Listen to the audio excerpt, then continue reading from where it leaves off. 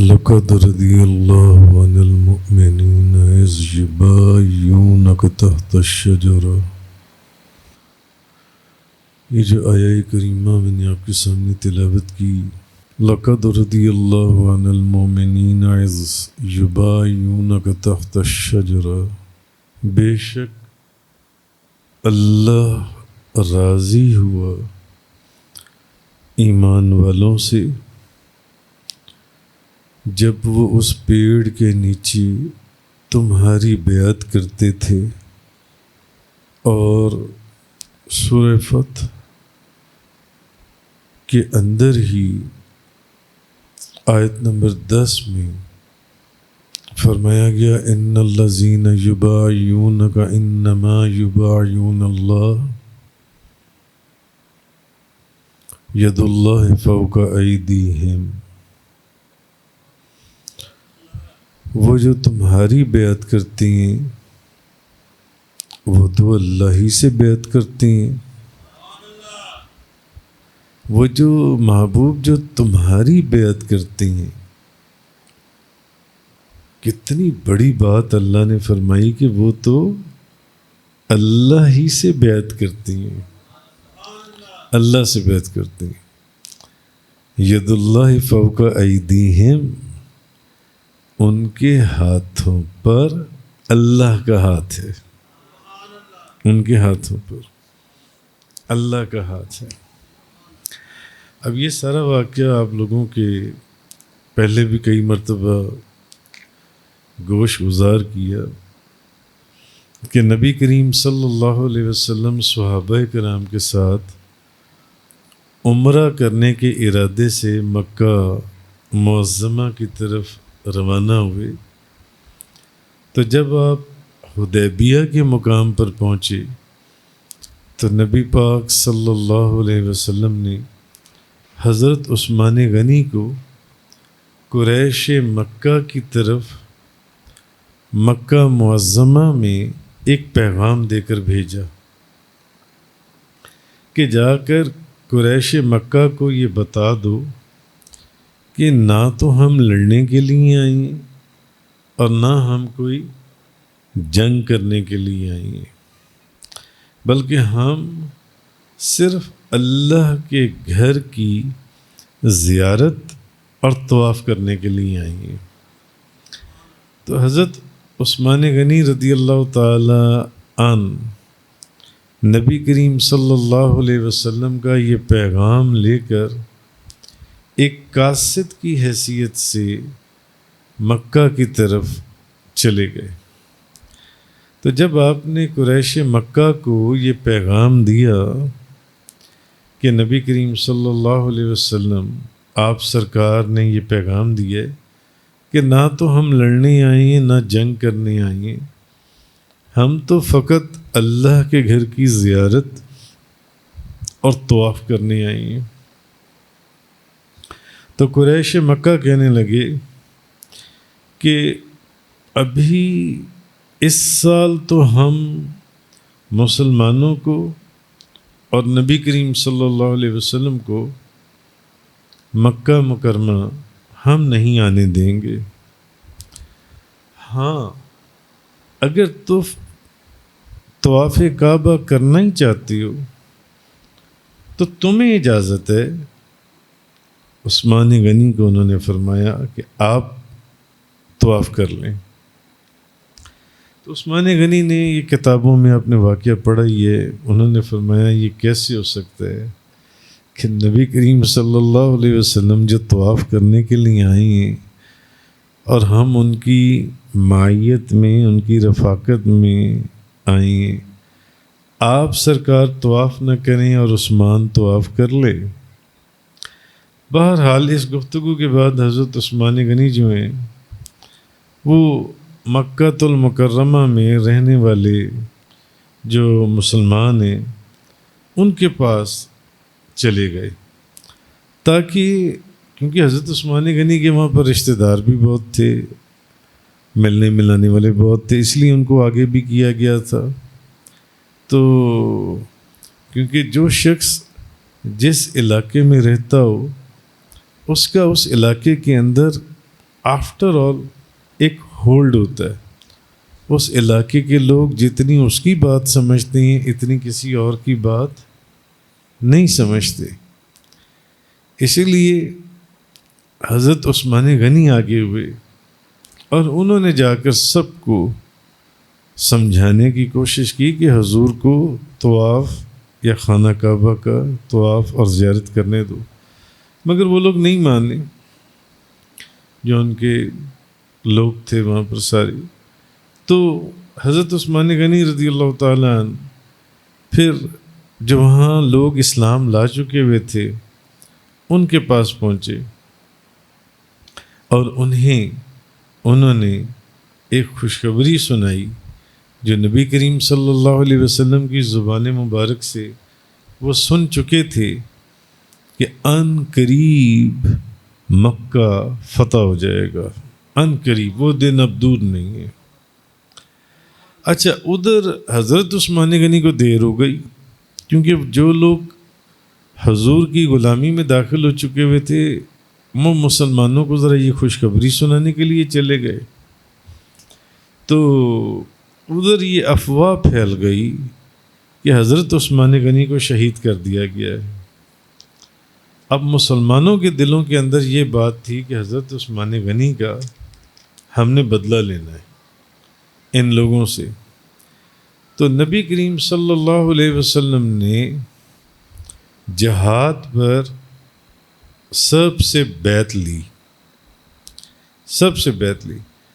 اب جب سب سے بیعت نبی کریم صلی اللہ علیہ وسلم لے چکے تو اب نبی پاک صلی اللہ علیہ وسلم نے اپنا بایاں ہاتھ جون سے وہ آگے کیا اور حضور نے فرمایا یہ ہاتھ عثمان غنی کا ہاتھ ہے.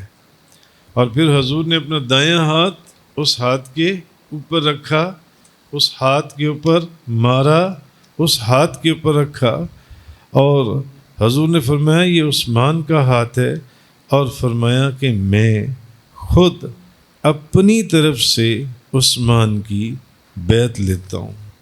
حضور نے حضرت عثمان غنی کی بیعت اپنی طرف سے خود کی، یعنی حضرت اپنا ہی ہاتھ حضور نے فرمایا یہ عثمان غنی کا ہاتھ ہے، یہ میرا ہاتھ اس کے اوپر آیا اور عثمان کی طرف سے حضور نے بیعت کی جن سی ہے.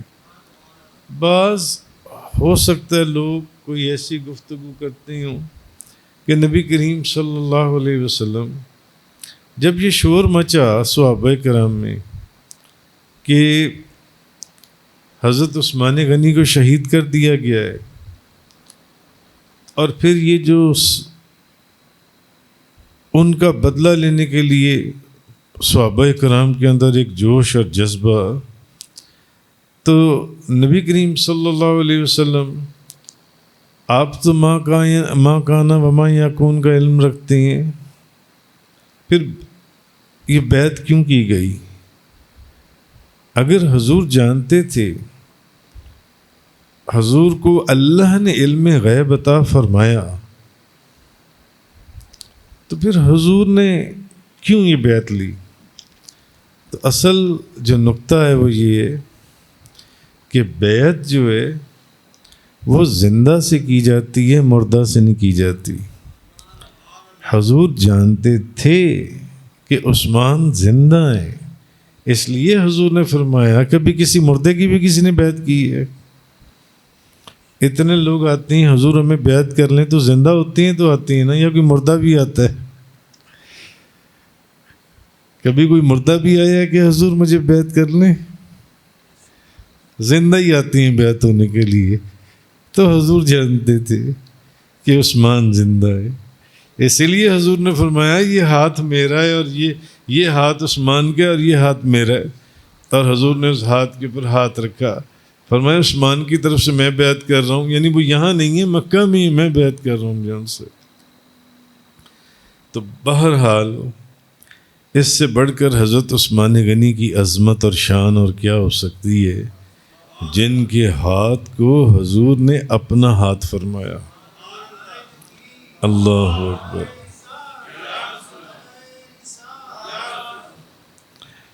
تو بہرحال حاجی حج کرتا ہے کہ خدا راضی ہو جائے، نمازی نماز پڑھتا ہے کہ خدا راضی ہو جائے، مجاہد جہاد کرتا ہے کہ خدا راضی ہو جائے، سخی سخاوت کرتا ہے کہ خدا راضی ہو جائے، قاری قرآن پڑھتا ہے کہ خدا راضی ہو جائے، عابد عبادت کرتا ہے کہ خدا راضی ہو جائے۔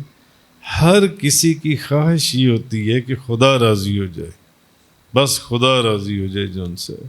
مگر سوچنے کی بات یہ ہے کہ کتنے خوش قسمت ہیں وہ صحابہ کرام کہ جب مقام حدیبیہ پر انہوں نے نبی کریم صلی اللہ علیہ وسلم کے دست انور پر بیعت کی، سعادت حاصل کی، تو اللہ نے فرمایا لقد رضی اللہ عن المؤمنین، بے شک اللہ ان ایمان والوں سے راضی ہو گیا۔ ہر کسی کی کوشش ہے کہ وہ خدا کو راضی کرے،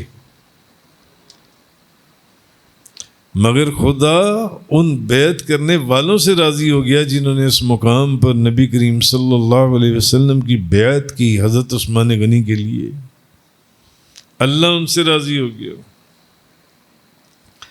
تو معلوم ہوا کہ اللہ تمام صحابہ کرام ان سے راضی ہے، اور جن سے اللہ راضی ہے وہ سب جنتی ہیں، وہ سب جنتی ہیں۔ کیا حضرت عثمان غنی اس بیعت رضوان میں داخل نہیں تھے؟ ان کی تو ایسی بیعت تھی جس کو حضور نے خود کیا جو ان سے انہوں نے، اور حضور نے نبی کریم صلی اللہ علیہ وسلم نے اپنے ہاتھ کو عثمان کا ہاتھ فرمایا کہ میرا ہاتھ جون سا یہ عثمان کا ہاتھ ہے جون سا۔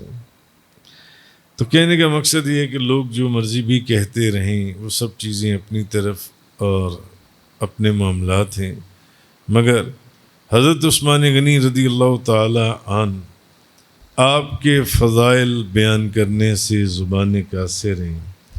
عجیب حضرت عثمان غنی کو اللہ تعالیٰ نے مقام اور مرتبہ عطا فرمایا تھا، اور حضور کے چونکہ زیر تربیت حضور کے فیض یافتہ تھے، تو سخاوت ایسی تھی کہ ایک دفعہ حضرت ابو بکر صدیق کے دور خلافت میں قحط پڑ گیا، کھانے پینے کی کوئی چیز نہیں تھی مدینہ منورہ میں، تو لوگ سخت پریشان تھے۔ تو حضرت ابو بکر صدیق نے فرمایا مجھے اللہ کی بارگاہ میں امید ہے کہ شام تک کوئی نہ کوئی بندوبست ہو جائے گا، اور اسی دن شام سے پہلے حضرت عثمان غنی کے غالباً 1000 اونٹ جو مال تجارت غلہ لے کر وہاں پر آ گئیں۔ تو اب مدینہ منورہ کے جتنے تاجر ہیں وہ حضرت عثمان غنی کے پاس آ گئے۔ ظاہر ہے غلہ آیا ہے اور غلہ موجود نہیں ہے، کھانے پینے کی چیزیں موجود نہیں ہیں، تو سب سے پہلے تو جو بھی دکاندار ہے اس نے کوشش کرنی ہے کہ مجھے اپنی دکان چمکانے کے لیے اس غلے کو خریدنا ہے۔ حضرت عثمان غنی پوچھنے لگے بتاؤ کیا مجھے منافع دو گے؟ کچھ لوگوں نے کہا ہم آپ کو 2 گنا منافع دیں گے، 2 گنا، ڈبل، کیونکہ اس وقت جو بھی غلہ خرید لیتا اس کا غلہ سب سے زیادہ اس کو منافع ہونا تھا۔ کچھ لوگوں نے کہا کہ ہم آپ کو 3 گنا منافع دیں گے، 3 گنا ڈبل قیمت لے لیں آپ ہم سے۔ کچھ لوگوں نے کہا ہم آپ کو 5 گنا منافع دیں گے۔ حضرت عثمان غنی کہنے لگے نہیں مجھے 5 گنا بھی، مجھے اس سے بھی زیادہ منافع چاہیے۔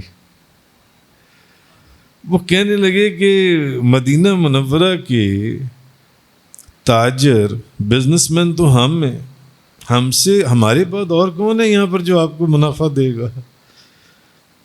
اس سے زیادہ کون؟ انہوں نے کہا میں بیچ دوں گا، مگر چلو جو اس کو بیچ دوں گا جو مجھے 10 گنا منافع دے گا، 10 گنا۔ اب یہ منافع کوئی دے نہیں سکتا تھا، تو انہوں نے کہا مجھے اس کا جو منافع مل رہا ہے وہ 10 گنا مل رہا ہے، من جاء بالحسنہ فلہ عشر امثالہا، مجھے تو اللہ اس کا 10 گنا منافع دے رہا ہے۔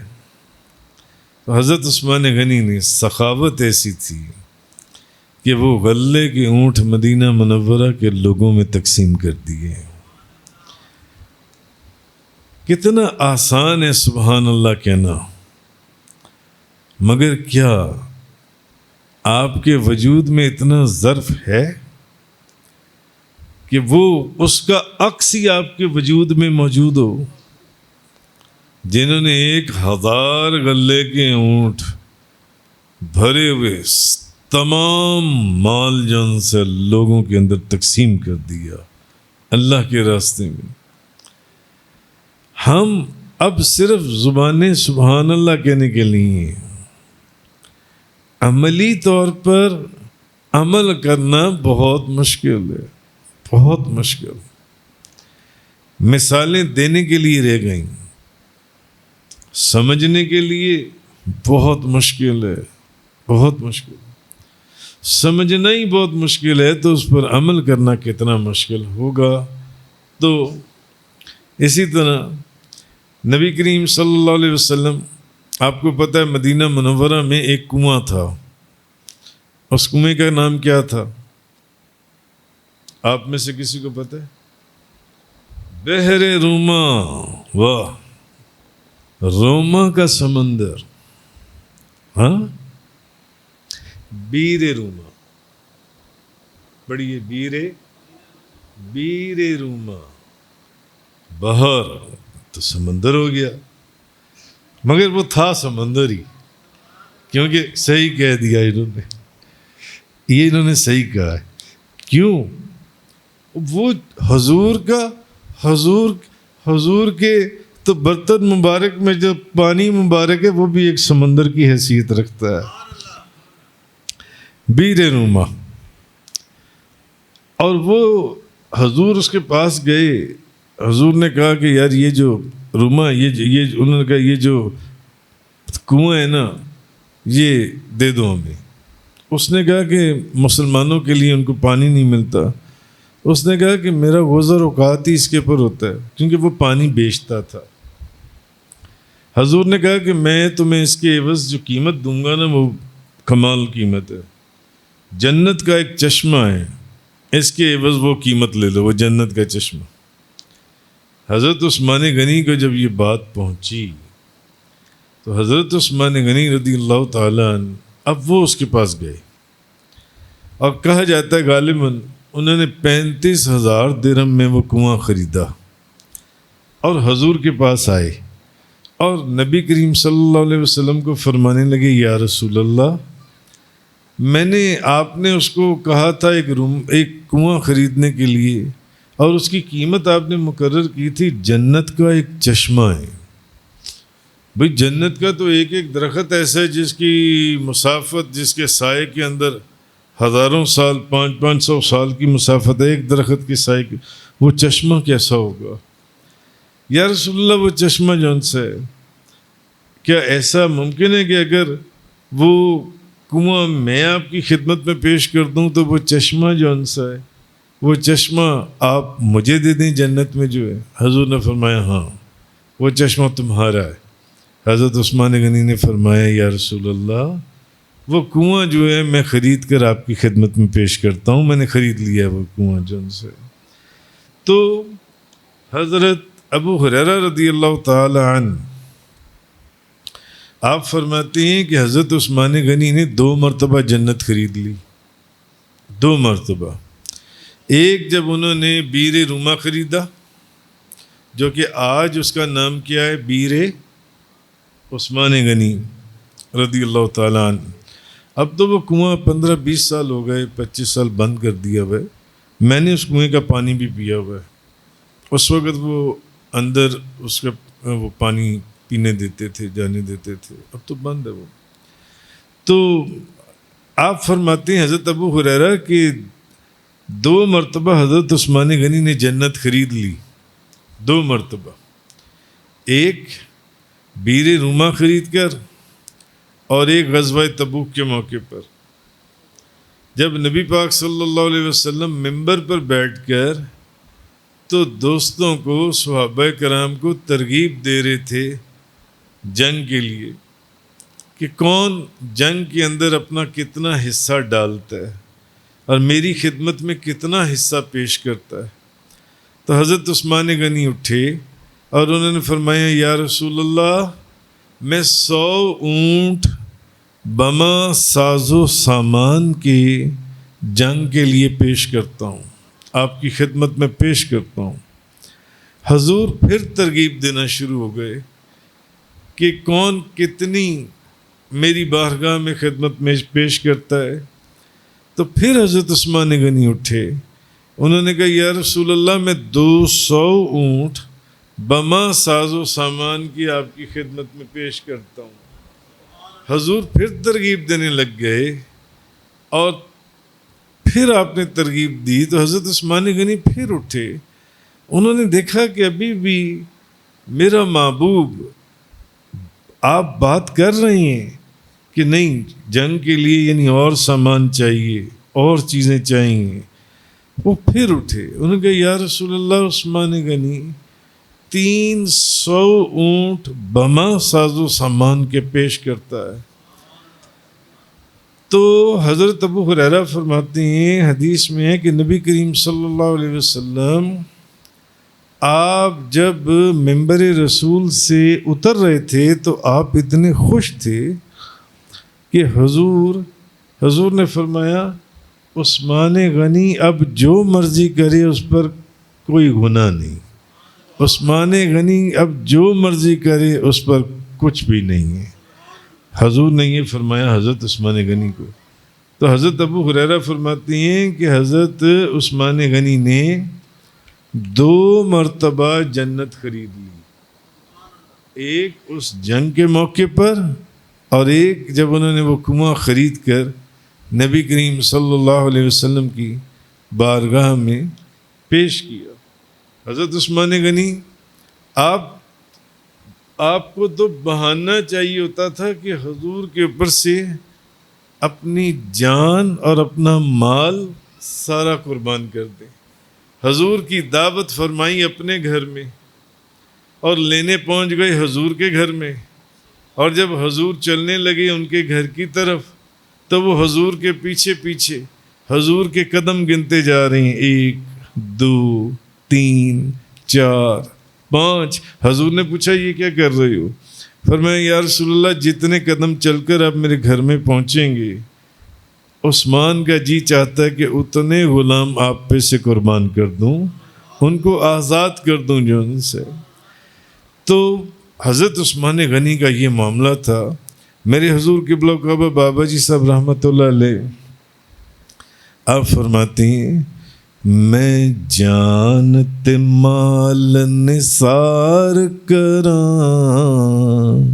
اس نبیاں دے سردار یتوں، میں جانت مال نثار کراں اس نبیاں دے سردار یتوں، جند جان کی صدقے کر دیواں،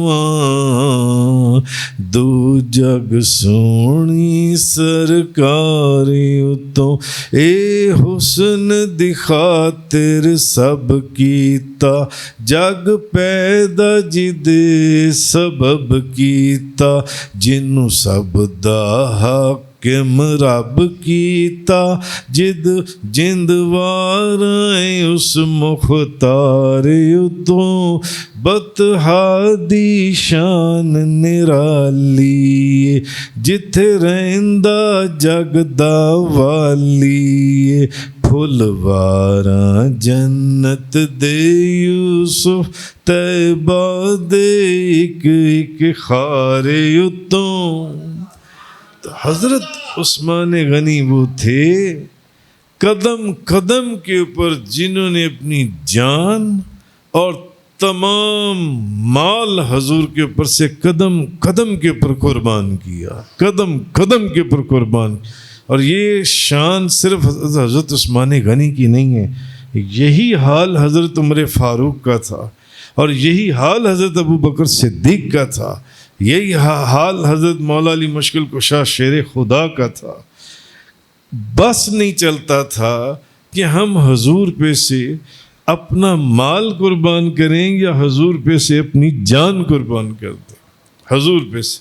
بہرحال نبی کریم صلی اللہ علیہ وسلم کی دعا ہے، حضور نے دعا فرمائی ہے، اللہ میں عثمان سے راضی ہوں، لہٰذا تو بھی اس سے راضی ہو جاؤ۔ میں عثمان سے راضی ہوں، لہٰذا تو بھی اس سے راضی ہو جا۔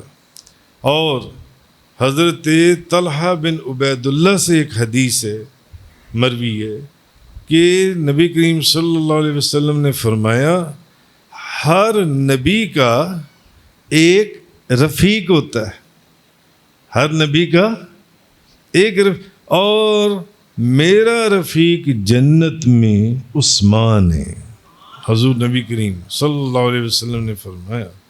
اور حضرت ابن عباس سے حدیث ہے کہ آپ نے فرمایا کہ 70,000 لوگ، نبی کریم صلی اللہ علیہ وسلم نے فرمایا حضرت عثمان غنی کی شفاعت سے بغیر حساب کے جنت میں داخل ہوں گے، 70,000 لوگ جو ان سے۔ اور حضور کو حضرت عثمان غنی سے اتنی محبت تھی، اتنی محبت تھی کہ حضور ایک جنازہ پڑھانے گئے اور پھر جنازہ پڑھائے بغیر واپس آ گئے۔ صحابہ کرام نے پوچھا یا رسول اللہ، پہلے تو کبھی ایسا نہیں ہوا کہ آپ کسی کا جنازہ پڑھانے گئے ہوں اور بغیر پڑھائے آپ واپس آ گئے ہوں؟ فرمایا اصل میں نے اس شخص کا جنازہ اس لیے نہیں پڑھایا کہ اس کے دل میں میرے عثمان کی محبت نہیں تھی، اس کے دل میں عثمان کا بغض تھا، اس لیے میں نے اس کا جنازہ نہیں پڑھایا۔ حضرت بی بی عائشہ صدیقہ طیبہ طاہرہ زاہدہ عابدہ رضی اللہ تعالیٰ عنہ، معلوم ہوا کہ محبت کا حضور کا یہ عالم تھا حضرت عثمان غنی سے، یا اس شخص کا جنازہ نہیں پڑھایا حضور نے جون سے۔ اور پھر حضرت عثمان کے لیے حضور دعا مانگتے تھے اور پھر فرماتے تھے کہ یہ جنت میں میرے ساتھی ہیں جون سے۔ اور پھر یہ کہ حضرت عثمان غنی سے حضور حیا فرماتے تھے، نبی کریم صلی اللہ علیہ وسلم۔ بی بی عائشہ صدیقہ فرماتی ہیں کہ ایک دن دروازہ کھٹکھٹایا گیا، کون ہے؟ ابو بکر صدیق۔ فرمایا آ جاؤ۔ حضور لیٹے ہوئے تھے، آرام فرما رہے تھے، آپ کی پنڈلی مبارک ننگی تھی۔ حضرت ابو بکر صدیق رضی اللہ تعالیٰ عنہ کی بات سنی، پھر دروازہ کھٹکھٹایا گیا، کون؟ عمر فاروق۔ آ جاؤ، اندر آ جاؤ۔ حضور کی پنڈلی مبارک ننگی تھی، حضور گفتگو فرماتے رہے۔ بی بی عائشہ فرماتی ہیں پھر دروازہ کھٹکھٹایا گیا، پوچھا کون؟ فرمایا عثمان غنی۔ حضور نے فرمایا، اب حضور ایک دم فوراً اٹھ کر کھڑے ہو گئے، بیٹھ گئے، اور حضور نے اپنی پنڈلی مبارک کے اوپر کپڑا کر لیا۔ جب یہ لوگ چلے گئے تو بی بی عائشہ صدیقہ نے، اب وہ دیکھ رہی تھیں، انہوں نے نبی کریم صلی اللہ علیہ وسلم سے پوچھا کہ یا رسول اللہ، حضرت ابو بکر آئے آپ ویسے ہی لیٹے رہے، حضرت عمر فاروق آئے آپ ویسے ہی لیٹے رہے، عثمان غنی آئے تو آپ فوراً اٹھ کر بیٹھ گئے اور آپ نے اپنی پنڈلی مبارک جون سی ہے اس پر کپڑا کر لیا۔ حضور فرمانے لگے، عائشہ کیا میں اس شخص سے حیا نہ کروں جس سے فرشتے بھی حیا کرتے ہیں؟ کیا میں اس شخص سے حیا نہ کروں جس سے فرشتے بھی حیا کرتے ہیں؟ تو نبی کریم صلی اللہ علیہ وسلم حضرت عثمان غنی رضی اللہ تعالی عنہ، حضرت عثمان غنی، آپ کو اللہ تعالیٰ نے جو مقام عطا فرمایا، بس آپ کی کوشش یہ تھی، بلکہ آپ کی کیا تمام صحابہ کرام کی کوشش یہ تھی کہ ہم اپنی جان اور اپنا مال حضور کے اوپر سے قربان کر دیں۔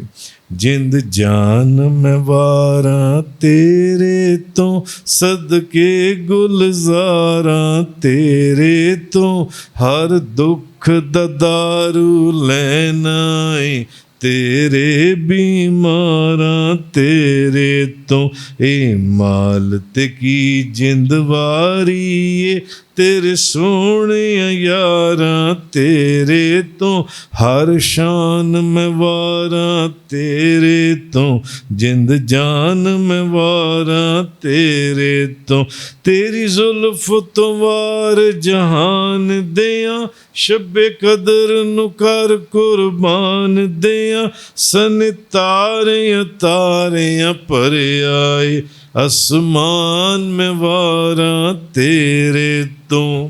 اور پھر جیسے یہ سعادت عثمان غنی کے ہاتھ میں آئی کہ حضور نے ان کے ہاتھ کو اپنا ہاتھ کہا، یا اس کو ریورس کر لیں، حضور نے اپنے ہاتھ کو عثمان کا ہاتھ کہا، فرمایا یہ ہاتھ جو ہے یہ عثمان کا ہاتھ ہے. یہ عثمان یعنی ان کے ہاتھ کو اپنا ہاتھ کہا اور اپنے ہاتھ کو عثمان کا ہاتھ کہہ دیا. اور دوسری ایک اور سعادت ایسی حضرت عثمان غنی رضی اللہ تعالی عنہ کے حصے میں آئی جو کسی اور صحابی کو حاصل نہیں ہوئی، کہ حضور کی 2 شہزادیاں، حضور کی 2 صاحبزادیاں آپ کے نکاح کے اندر آئیں. حضرت عثمان غنی اعلیٰ حضرت فرماتے ہیں تیری نسل پاک میں ہے بچہ بچہ نور کا، تو ہے عین نور تیرا سب گھرانہ نور کا. نور کی سرکار سے پایا دوشالہ نور کا، ہو مبارک تم کو ذوالنورین جوڑا نور کا. اے رضا یہ احمد نوری کا فیض نور ہے، ہو گئی میری غزل بڑھ کر قصیدہ نور کا. یعنی حضرت عثمان غنی کے نکاح میں نبی پاک صلی اللہ علیہ وسلم کی 2 صاحبزادیاں، 2 شہزادیاں آئیں. تو ذوالنورین کا مطلب کیا ہے؟ 2 نوروں والا، 2 نور والا. کیوں 2 صاحبزادیاں نبی پاک صلی اللہ علیہ وسلم کی؟ ذوالنورین 2 نوروں والا. سب بولیں حضرت عثمان غنی ذوالنورین، حضرت عثمان غنی ذوالنورین، حضرت عثمان غنی ذوالنورین. ذوالنورین حضرت عثمان غنی کو کہا جاتا ہے. میں نے آپ کو کیوں پڑھایا؟ صرف اپنے بابا جی صاحب پیر طریقت رہبر شریعت حضرت علامہ مولانا حاجی محمد یوسف علی نگینہ رضی اللہ تعالی عنہ، قطب جلی قطب الاقطاب عاشق غوث الورا فنا فی المصطفیٰ. کیونکہ وہ جب بھی حضرت عثمان غنی کا نام لیتے تھے تو جتنے لوگ پاس بیٹھے ہوتے تھے، خصوصاً جب بیان فرماتے تھے تو سب کو کہتے تھے کہ پڑھو حضرت عثمان غنی ذوالنورین. میں نے صرف ان کی اس سنت کو پورا کرنے کے لیے، برکت کے لیے آپ سب لوگوں کو پڑھایا. اللہ تعالی ہماری حاضری کو قبول فرمائے. وآخر الدعوانا ان الحمد للہ رب العالمین.